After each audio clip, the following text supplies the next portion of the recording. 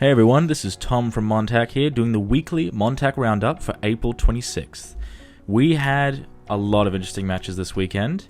First match we had was the 13th ranked Doozy, taking on, I believe, the 11th ranked Crowler.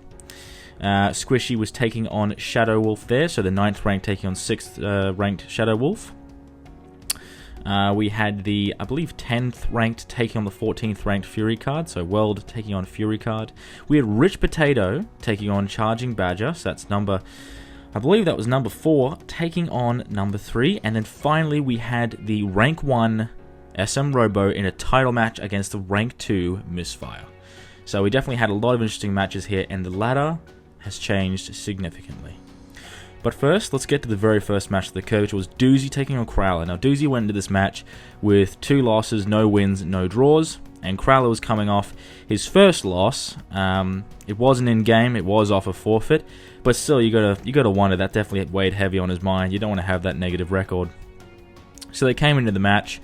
Doozy coming in with Terosian Beowulf, so he actually had a very interesting deck in this match. Crowler using his Sunwalker Vixen, a very common deck, but still incredibly dangerous. You can't take it any lightly.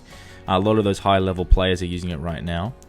But yeah, Crowler was able to use that Gemini and just absolutely blitz Doozy throughout the entire game and maintain dominance. Yeah, he just absolutely romped away with it. It was a really tough match for Doozy, but you do end up sometimes getting those matchups. After this, Crowler's going to be moving to 7th, and Doozy's going to stay at 13th, unfortunately. But after this, Crowler actually got awarded the Dark Horse of the Month, just because of the way he played the game, and the way he was able to see through a lot of these opportunities that come in. So I definitely believe he's going to be on his way to the top. It's just about how he does in his next match now. Moving on to the second match that we had, which was Squishy taking on Shadow Galaxy Wolf. This was a relatively really interesting match because they were both, neither of them are quite top 8 mainstays, but they're trying to break into that top 8 and stay there. Obviously, Shadow Wolf was back in the top 8 after a little hiatus there, but it was more about a match of trying to see who can, cement their status as top 8. And actually, Squishy was coming into it using a Sunwalker Vixen, very similar to the Crowler. And meanwhile, Shadow Wolf was using a Terosian Pure deck, so definitely, actually I think it would be Terosian Vixen, I would say. But Squishy was able to dominate and use a Gemini to force a discard, which led Shadow Wolf to a downward, basically really started taking a large toll throughout the match. And yeah, Squishy was able to close this out before the timer finished. Actually, as the timer finished. So now Squishy moves to 6th place, and Shadow Galaxy Wolf actually goes to 9th. So they've actually swapped rankings. Definitely unfortunate for Shadow Galaxy Wolf, but she's still very close to the top 8. Next we had a third match, which was between the youngest player they had, the 10-year-old World, taking on Fury Card. Now Fury Card's had a bit of a rough run. The only real loss he actually has was to Charging Badger by about 3 seconds. And he drew with Misfire. So his only other 2 losses were due to forfeit. So it was very unfortunate so far. So he was definitely looking to get back on the winning side. And World, obviously after that loss to Tailsweep, wants to get that momentum back as well. So Fury Card started out very strong. Definitely a lot of the combos. He's using his Sunwalker Vixen. Sunwalkers, and World was using Sunwalker Vixen. And even though Fury Card started out strong, activating a couple little specialties like the Blaze Minotaur to send enemy monsters to the Perish Pile, he was unable to maintain it, and World was able to outlast him and uses Elizabeth to get more health and actually take the match. So Fury Card will stay at 14th place, and World will actually make the top 8 this week. Going on to our 4th match. Now this was one of the most exciting matches I've ever watched. It's only one match, so it wasn't a best out of 3, but this was Rich Potato taking on Charging Badger. Rich Potato rank 4 taking on Charging Badger rank 3. Now, Rich Potato used Steel Edge Angels, which was definitely a very interesting thing considering how Steel Edge is so rarely used now. But now, in this coming week, a lot of people started picking up that deck. Charging Badger sticking to his trusty Sky Soldier Angel deck. It was really unfortunate. There were a couple little plays there where little miscalculations and mistakes were made, but it's just really about who was going to be making the least amount of mistakes in this match. And Badger was able to use his Sky Warfare to put the pressure on Potato, which really led to a back and forth battle that culminated in Potato using his Beowulf as his last resort to take the match. So it was a real nail biter. He didn't know who was going to win, but at the very end, Beowulf was able to take it, and then he was able to use his Steel Edge. He also used his Steel Edge Apex to bait out the Sky Soldier General, so there's really nothing Charging Badger could do. Definitely a tough loss for Badger. Potato is going to move up to 2nd from this, which is really good, and Badger will go down to 5th, but he still makes top 5, so it's not too bad. Now the interesting thing is, even though Potato has moved up to 2nd, he's not. He actually will go up to about 7 points. Final match. This was the title match. This was insane.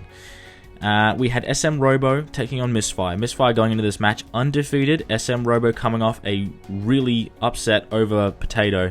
So it was definitely his first defense to see if he could pull through. Now this was a best of 3, so they started off both using Angels. So pure Angels, both of them using Angels with a main focus on Beowulf. And SM Robo took game 1 and was able to, use his Beowulf and his Gemini to overcome Misfire's Angels in that match. And he was able to do so in the second match as well. So much so that halfway through that second match, Misfire just had to forfeit. Definitely a really rough loss for Misfire, but I believe he'll be able to come back from this. He actually had a Terosian deck last week, so he made that last minute change to change archetypes, which is quite unfortunate considering Terosians have so many counters to the Angels.